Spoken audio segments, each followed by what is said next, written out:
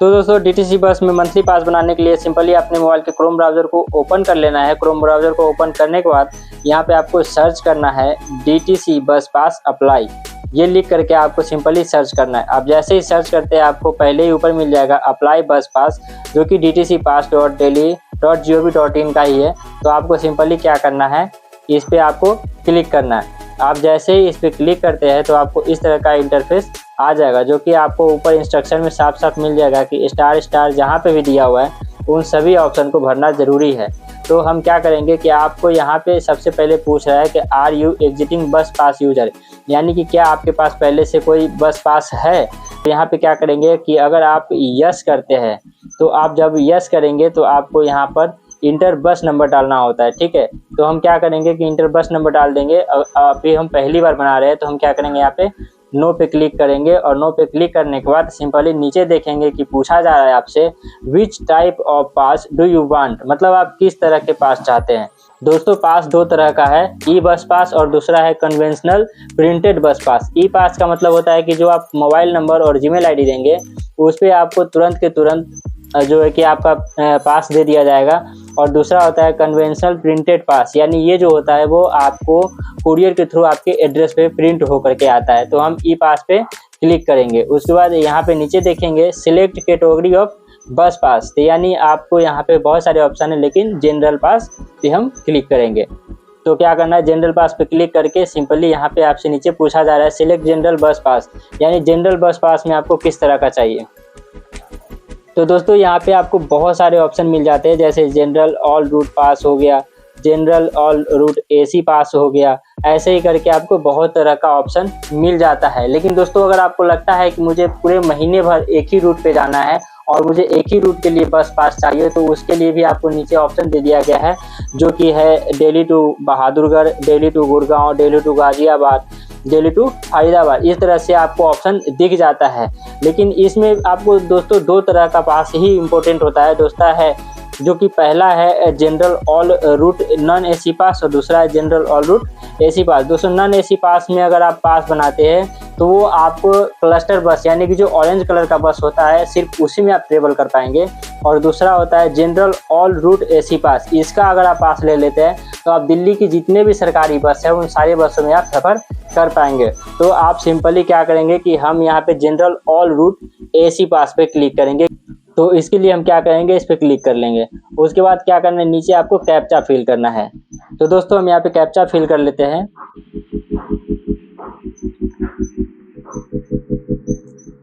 Captcha fill करने के बाद सिंपली सबमिट पे क्लिक करना है। तो दोस्तों आप जैसे सबमिट पे क्लिक करते हैं तो आपको यहाँ पे बहुत सारे ऑप्शन है जो कि पहले से फिल किया हुआ है और बहुत सारे ऑप्शन पे आपको खुद से भरना होता है। तो यहाँ पे सबसे पहले आपको अपना नाम पूछा जा रहा है, तो यहाँ पे हम नाम डाल देंगे।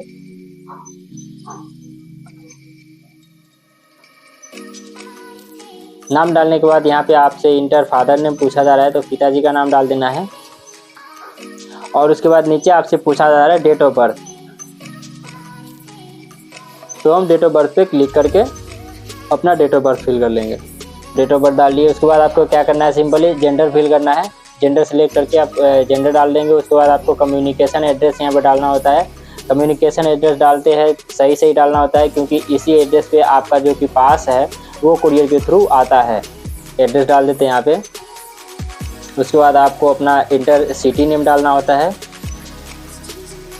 और उसके बाद एरिया पिन कोड डालना होता है। उसके बाद आपसे रीजन पूछा जा रहा है, तो रीजन हम दिल्ली डाल देंगे। उसके बाद क्या करना है, आपको सिंपली नीचे आपसे ईमेल एड्रेस और मोबाइल नंबर पूछा जा रहा है।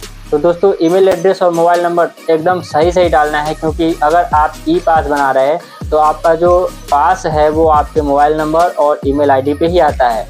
इसके लिए आपको ईमेल आईडी और मोबाइल नंबर बहुत एकदम ध्यान से डालना है। तो हम क्या करते हैं, ईमेल एड्रेस डाल देते हैं।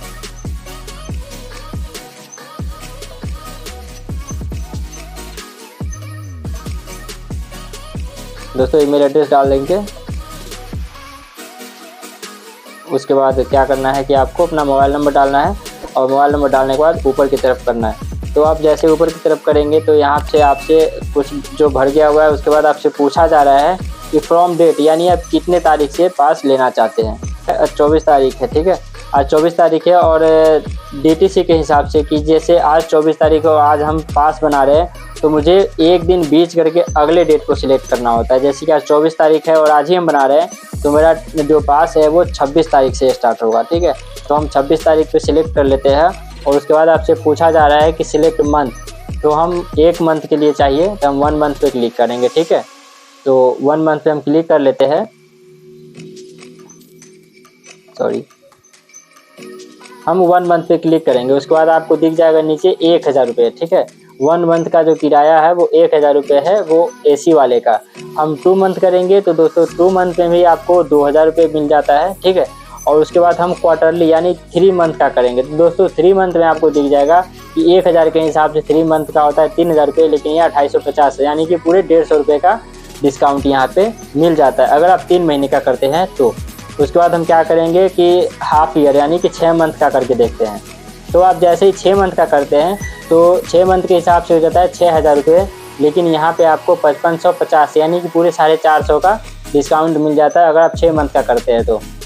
और अगर आप ईयरली करते हैं यानी साल भर का, तो यहाँ पे आपको दिख जाएगा 10,800, उसके हिसाब से 12,000 होता है, लेकिन 10,800 आपको देना पड़ेगा, यानी कि यहाँ पर भी आपको 1200 रुपये का डिस्काउंट मिल जाता है, यानी कि मैक्सिमम आप साल भर तक का पास ले सकते हैं, ठीक है। मुझे 1 मंथ का चाहिए तो हम 1 मंथ पे क्लिक करेंगे। उसके बाद आपको यहाँ पे सिलेक्ट फ़ोटो करना होता है। तो दोस्तों फ़ोटो देख लेंगे कि आपका किस तरह का होना चाहिए, 20 KB से लेकर 50 KB के अंदर का होना चाहिए, ठीक है। तो हम थोड़ा सा इसको ऊपर करेंगे। तो दोस्तों थोड़ा सा ऊपर कर लेंगे तो आपको यहाँ पे दिख जाएगा कि आपका फ़ोटो किस तरह का होना चाहिए। आपका फ़ोटो टेढ़ा नहीं होना चाहिए, आपका फ़ोटो फुल नहीं होना चाहिए, आपका फ़ोटो सीधा होना चाहिए, ठीक है। तो हम क्या करेंगे, पढ़ने के बाद यहाँ पे सिलेक्ट फाइल का ऑप्शन दिख जाएगा, तो हम यहाँ पे क्या करेंगे, सिलेक्ट फाइल पे क्लिक करेंगे। ये हम फ़ोटो डाल लेते हैं। फ़ोटो डालने के बाद देख सकते हैं फ़ोटो अपलोड हो गया है। उसके बाद क्या करना है कि यहाँ पे आपको कैप्चा फिल करना होता है। तो दोस्तों हम कैप्चा फिल कर लेंगे और उसके बाद आपको क्या करना है, यहाँ पे सबमिट कर देना है। दोस्तों आप जैसे सबमिट करते हैं तो आपने जितने भी अपना डिटेल यहाँ पे डाला है वो सारा चीज़ शो कर जाएगा। अगर आपको यहाँ पे कुछ लगता है कि गलत हो गया है तो आप नीचे आपको यहाँ पे दिख जाएगा बैक का ऑप्शन, आप बैक कर सकते हैं। वैसे मैंने पूरा सही से डाल लिया है, चेक कर लिए। तो यहाँ पे क्या करेंगे, टिक मार्क का ऑप्शन आ रहा है, तो हम सिंपली क्या करेंगे, यहाँ टिक मार्क पे क्लिक करके सेंड OTP पे करेंगे, लेकिन उससे पहले कैप्चा फिल करेंगे।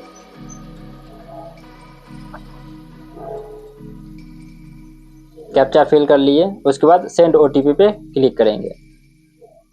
और दोस्तों लगता है गलत पिन हो गया, फिर से डाल देते हैं।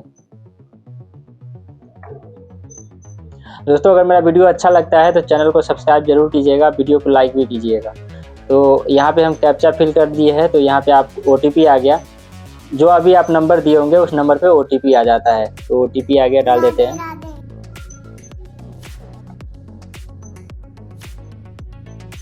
तो अब उसके बाद सबमिट करना है।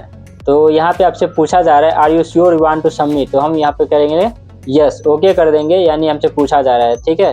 प्लीज़ फिल कैप्चा, यानी कि एक बार फिर से कैप्चा डालना होगा। तो हम फिर से कैप्चा फिल कर लेते हैं।